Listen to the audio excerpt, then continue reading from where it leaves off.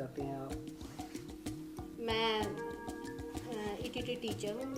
मेरी पोस्टिंग है जीपीएस ठस्का और मैं सबसे पहली महिला हूँ इस गांव की जो सरकारी जॉब में आई हूँ। उसको मेरे से ही बहुत सारी बहुओं ने प्रेरणा ली और वो सरकारी जॉब में अब कुल मिलाकर 26 से 30 औरतें सरकारी जॉब में हैं।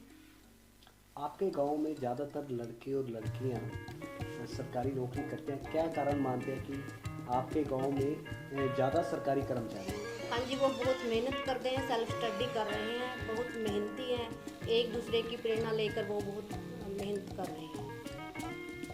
गांव काफ़ी कटा हुआ, जैसे हरियाणा और पंजाब के बॉर्डर पर है, कोई अच्छी सुविधा नहीं है।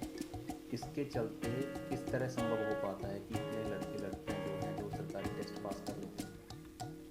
वो बाहर आजकल ऐसे मतलब माता पिता वो उनको बच्चों को प्रेरणा लेकर के बाहर भेजते हैं, कोचिंग लेते हैं बच्चे और अपनी मेहनत करके वो आगे बढ़ते हैं। अगर आपकी लाइब्रेरी के गांव में जो लाइब्रेरी है उसके बारे में क्या कहना चाहेंगे? हाँ, लाइब्रेरी भी एक बहुत बढ़िया लाइब्रेरी सिस्टम बनाया ग्राम सुधार समिति ने।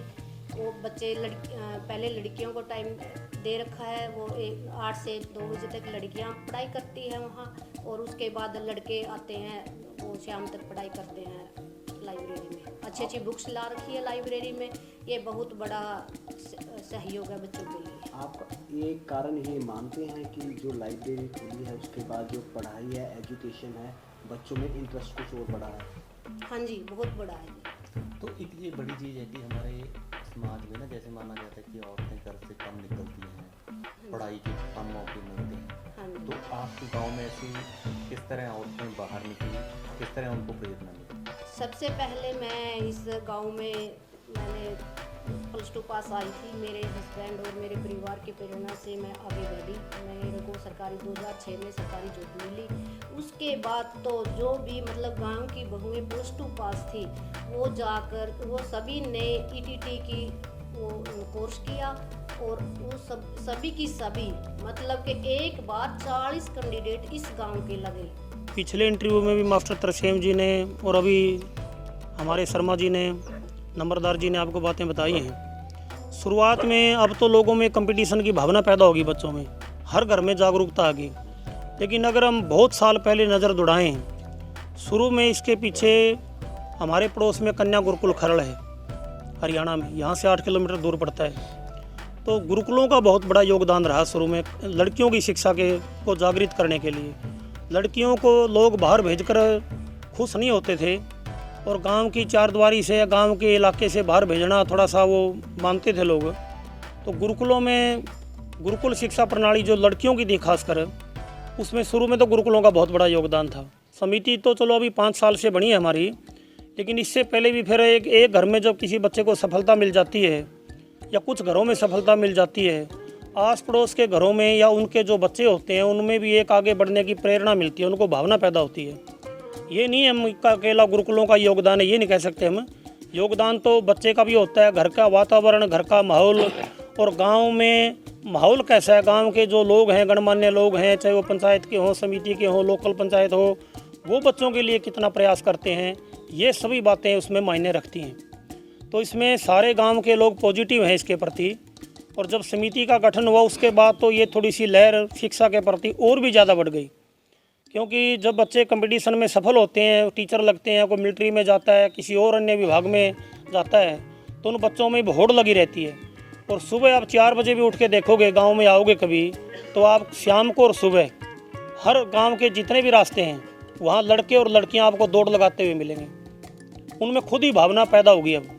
और ग्राम सुधार समिति ने भी इनको वातावरण उपलब्ध करवाया जिसमें सारे गांव का योगदान है। बच्चों ने कोचिंग क्लासें ली, लाइब्रेरी में बच्चे पढ़ते हैं। पहले बाहर जाना पड़ता था बच्चों को, टोहाना जाना पड़ता था, दमथान साहिब जाना पड़ता था। अब वही वातावरण बच्चों को गांव में उपलब्ध है, जिससे बच्चे के मन में एक जागृति पैदा हो गई, प्रेरणा मिल गई। अब उनको समझाने की भी ज़रूरत नहीं है, क्योंकि हर घर में लोग जागरूक हो गए हैं। ये बहुत बड़ा योगदान है। और समिति की आगामी जो कार्य योजना है, हमारी लाइब्रेरी अभी हमारे पास छोटे रूप में है, वहाँ सीटिंग कम है। हम बहुत बड़ी लाइब्रेरी बनाने की हमारी कार्य योजना है। अभी कुछ दिन पहले हमने एक कार्यक्रम किया था सालाना, जो हम फंक्शन करते हैं 19 तारीख को। डीसी साहब को उसमें आना था, लेकिन डीसी साहब व्यस्तता के कारण नहीं आ पाए। अपनी जगह उन्होंने नितेश जैन थे, जो IAS ट्रेनी है संगरूर, उनको भेजा था अपने प्रतिनिधि के तौर पर। और वो इस कार्यक्रम से, स्कूल में ये कार्यक्रम था, वो बहुत खुश होकर के गए हैं। उन्होंने ये आश्वासन दिया था हमारे को कि मैं DC साहब को ये सारी बातें बताऊंगा और जितनी भी आपकी मुख्य मांगे हैं वो सारी पूरा करवाने का प्रयास करूंगा। मेरा नाम सानिया है और मैं BA फाइनल ईयर की स्टूडेंट हूँ। मैं हरियाणा में एक यूनिवर्सिटी है BPSMB भगत फूल सिंह यूनिवर्सिटी, उसकी छात्रा हूँ मैं, और मेरे गांव का नाम गुलाडी है। ठीक है, तो आपके गांव में सबसे ज़्यादा टीचर हैं, इसका क्या कारण है? क्योंकि सर जो गांव में जो शायद सबसे पहले सरकारी जॉब लगी थी, वो जो थे एक टीचर ही थे, तो उनसे आगे आगे प्रेरणा लेकर टीचर आगे टीचर बनते गए। तो फिर आगे उनसे और ज़्यादा, जैसे यहाँ पे कुछ बच्चों ने शुरुआत में कुछ टीचर्स ने JBT की, तो उसके साथ साथ और बच्चों को भी इंस्पिरेशन मिली। क्योंकि जो टीचिंग होता है एक ऐसा मेथड होता है जिससे हम जैसे लोगों से मिलते हैं, छोटे बच्चों से मिलते हैं, तो उससे मिलके हमें और ज़्यादा होता है कि हाँ, हम देश के लिए कुछ कर रहे हैं, हम एक देश का एक भविष्य बना रहे हैं। तो इससे प्रेरित होकर आगे ज़्यादा से ज़्यादा बच्चे जो है टीचिंग की तरफ जा रहे हैं। देखो ਇੱਥੇ ਤੁਹਾਨੂੰ ਜਿੱਦਾਂ ਕਿ ਮੈਂ ਪਹਿਲਾਂ ਦੱਸਿਆ ਸੀਗਾ ਵੀ ਜ਼ਿਆਦਾ ਮੁਲਾਜ਼ਮ ਉੱਥੇ ਹੀ ਨਿਕਲਦੇ ਨੇ ਸਰ ਜਿੱਥੇ ਸਹੂਲਤਾਂ ਦੀ ਘਾਟ ਹੋਵੇ।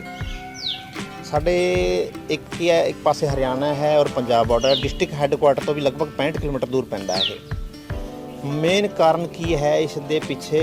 ਸਾਡੇ ਜਿਹੜੇ ਸੀਨੀਅਰ ਮੁਲਾਜ਼ਮ ਨੇ ਉਹ ਸਪੋਰਟ ਕਰਦੇ ਨੇ, ਬੱਚੇ ਸੈਲਫ ਸਟੱਡੀ ਵੀ ਜ਼ਿਆਦਾ ਕਰਦੇ ਨੇ, ਔਰ ਇਹ ਲਾਇਬ੍ਰੇਰੀ, ਸਕੂਲ, ਇਸ ਤੋਂ ਇਲਾਵਾ ਨੇੜੇ ਦੇ ਕੋਚਿੰਗ ਸੈਂਟਰਸ ਔਰ ਬੱਚਿਆਂ ਦੀ ਸੈਲਫ ਸਟੱਡੀ ਨੂੰ ਹੀ ਕਵਾਂਗੇ ਅਸੀਂ ਜ਼ਿਆਦਾਤਰ ਤਾਂ।